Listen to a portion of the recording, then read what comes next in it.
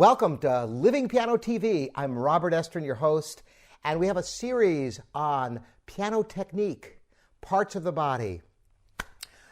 Essentially, there are ways of playing fast and ways of playing strong, and you use more mass when you need strength and less mass when you need to go fast. It's simple physics, really.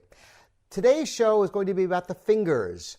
The series is going to cover fingers, wrist, and arms.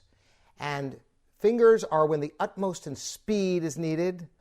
Wrist is a great way to get power and speed. And the arms when the massive power requirements cannot be accomplished by the wrists alone. So today, once again, we're going to talk about the fingers. Obviously, the fingers are very important in piano playing. Essentially, finger technique on the piano can be reduced down to very simple terms. It's all about hand positions and finger patterns.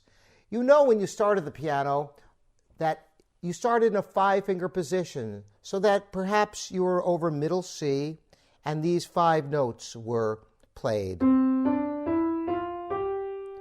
And so you knew you just had to push a certain finger to get... That was like pretty much my first piece.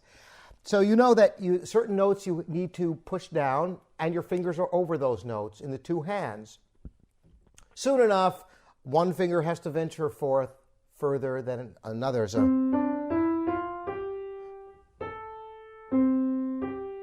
and that's when all the trouble begins, isn't it? It started off nice, just like a clarinet. You learn your finger position, and you can play for 20 years, and that's where your fingers pretty much stay all the time.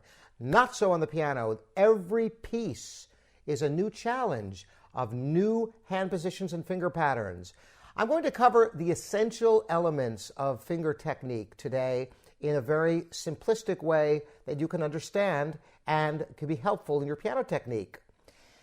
Here's a very simple statement, but your hands are backwards from one another. This presents a challenge on the piano for a myriad of reasons, not the least of which that the melody and the bass, the most important parts, are accomplished by the weakest fingers, and the inner voices, which generally you want quieter, has the strong thumbs. That is a subject for another Living Piano show. Today, I'm going to discuss scale technique and how to get beyond the 5-finger position. You notice, as you play up the scale,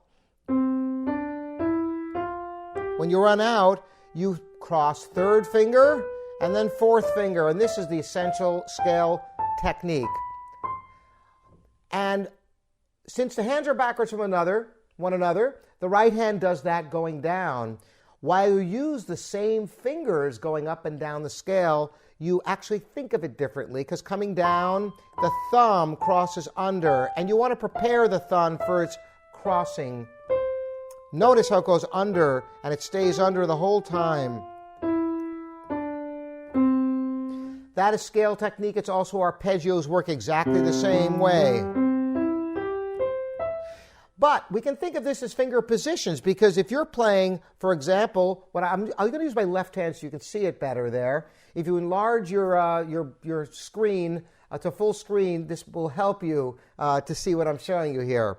As you go down, as soon as the thumb plays, you're over a new 5-finger position instantly. And this is the secret of piano technique, whether it's scales, arpeggios, or monstrously complex Rachmaninoff, Prokofiev, Liszt, it doesn't matter.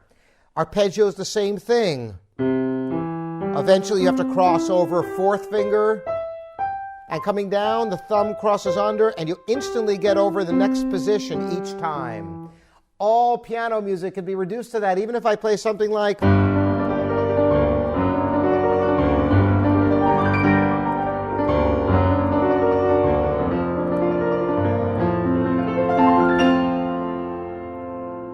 Sure, it sounds hard, but it really isn't. As long as you're over the right keys, the fingers just have to do a little thing. Like, watch. All that is I'm playing these notes here, and then the thumb takes over here and puts the hand over the next position. And then the 3rd finger crosses over, and you're over the next position.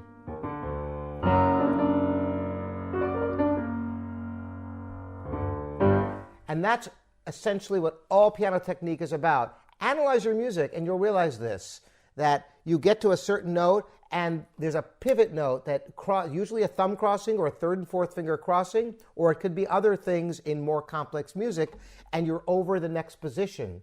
Fingering is so important in music, so you can have your hand over the group of notes that you can navigate easily. Then the finger pattern can be practiced for that hand position. Put these finger patterns together and you can play almost anything. That's it. This is a brief Living Piano TV. There's a whole series. Next time we're going to talk about wrist technique. It's all in the wrist, and it really is. Thanks for joining us.